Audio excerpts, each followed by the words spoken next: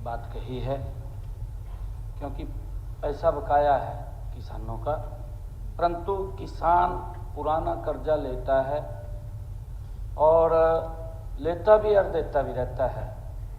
एक रोटेशन है किसान की, बैंक से वो कर्जा लेगा, वापस भी करेगा।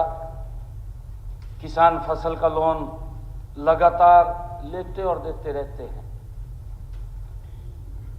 इसमें माननीय अध्यक्ष जी, जैसे ट्रैक्टर है, कल्टीवेटर है, जो हमारे किसान के इंस्ट्रूमेंट हैं, हार्वेस्टर है, लैंड लेवलिंग है, और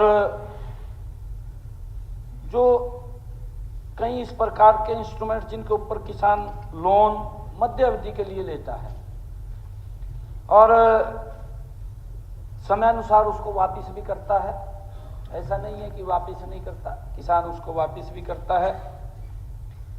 मैं माननीय सदस्य जी बताना चाहूँगा कि हरको बैंक 1.5 लाख तक का लोन देता है, जिसका इंटरेस्ट माननीय अध्यक्ष जी वो सरकार वहन करती है। मैं उसके बारे में बताना चाहता हूँ कि जो हरको बैंक से वो लोन लेता है वो 7% ब्याज के ऊपर उसको मिलता है, परंतु उसका हरियाणा सरकार 4% वहन करती है और केंद्र सरकार 3% वहन करती है। कोई इंटरेस्ट किसान का नहीं लगता, बिना इंटरेस्ट के उसको लोन देने का काम सरकार करती है और इसी कारण से किसान लेता भी है, देता भी रहता है उसके ऊपर। और ये जो माननीय सदस्य जी ने पूछा कि कितने किसान इससे लाभान्वित हुए हैं, कोई भी किसान अगर लोन लेना चाहे तो उसका ये इंटरेस्ट है, तो इंटरेस्ट सरकार उसका वहन करती है। जो मैंने बताया है उसकी एक प्रक्रिया है,